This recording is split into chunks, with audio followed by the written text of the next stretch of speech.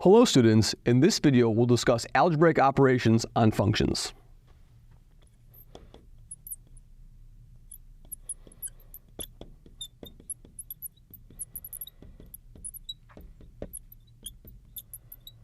And most of these algebraic operations are very intuitive, so we'll do most of them by example. So here's the first sort of class we'll do. We'll talk about addition.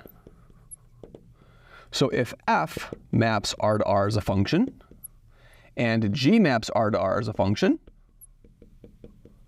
then there's a new function that's just f plus g, then f plus g is a function from r to r by f plus g, the value of f plus g at x will just be f of x plus g of x, so exactly what you expect to do.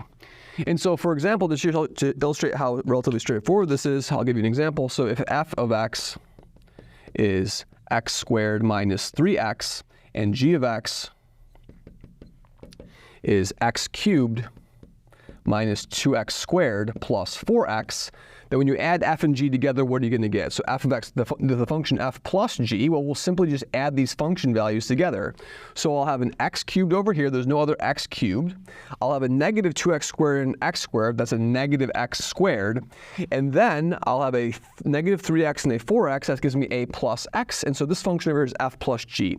The same exact thing is true for f minus g. So if I wanted to do f minus g for these functions or g minus f for these functions, what would g minus f for these functions be by exact comparison? Well, I'd start with g. I have an x cubed. That's great. So I have an x cubed.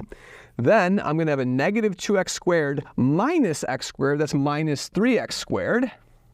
And then let's see. So then I have g, which is 4x minus 3x. That's going to be a plus 3x. That's going to turn to a plus 7x. So that's what g minus f is. You subtract the two functions. So the algebra is exactly the same. And the same is true for multiplication and division, right? So in other words, how would I do multiplication and division for the same sort of setup over here for f and g? If I have f and g mapping r to r, then f times g of x will be equal to what? Will just be f of x times g of x. And so in particular, for our functions, what will we have over here? So what would the multiplication of these two functions be for our example? So for our example, if I had f times g for our example function, it would be what? It would be x squared minus 3x times x cubed minus 2x squared plus 4x. So now I have to do all the multiplications of this out. What will we get over here? We'll have an x to the fifth. Then we'll have a minus 4 minus 2. That's a minus 2, not a minus 4. Minus 2, we'll have a minus 2x to the fourth, and then we'll have a plus 4x cubed. Then the next term is going to have a minus 3x to the fourth, minus 3x to the fourth, and then we'll have a plus 6x squared, plus 6x squared, and then finally we'll have a minus 12x squared, minus 12x squared. And that 6 is going to be an x cubed, of course, right? And then finally a minus 12x squared, 12x squared. And so this is what? This is going to be x to the fifth. Then what are the x to the fourth terms? I'm going to have a total of negative 5 of them. So I have a negative 5x to the fourth. And then what are the x cubed terms going to be? I'm going to have a 4 and a 6. That's a plus 10x cubed. And then finally a minus 12x squared. And so that's the multiplication of these two functions. And you can guess exactly how the division would work. I would say that what's f divided by g of x? F divided by g of x will just be f of x divided by g of x. Okay?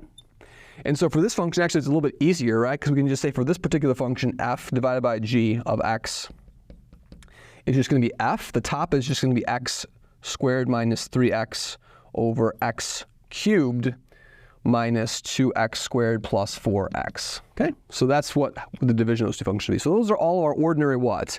This is multiplication, of course. So over here we have our multiplication. So we have addition. We have multiplication of functions, and also division of functions, just like we have subtraction of functions as well. And the last operation I want to mention today is a very important one, which can come up a lot in calculus, and that's the idea of composition. So composition,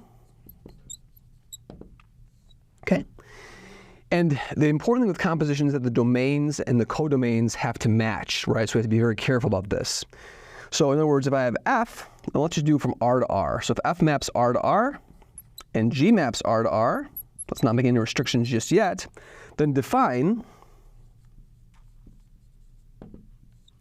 f circle g of x to be the function f And then instead of inputting x into the function f, we're going to input the function g of x into f. So let me show a couple examples of this, and we'll talk about the properties of compositions later, right? So for example,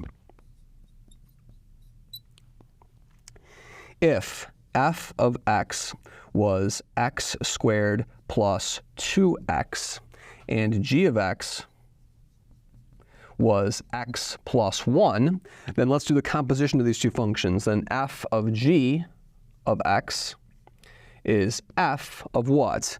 Is f of x plus 1. So wherever we see an x in the f expression, we plug in x plus 1. So what this will be is this is going to be x plus 1 squared plus 2 times x plus 1. Because what have I done here? Everywhere I saw an x in the original problem, I saw an x over here, and then I took that x and I squared it. I saw an x plus 1 over here, so I took the x plus 1 and I squared it. I saw a 2 times x over here, and then I see a 2 times what? A 2 times x plus 1. So I replaced the x plus 1 in the original function expression with everywhere I see an x. Thank you very much.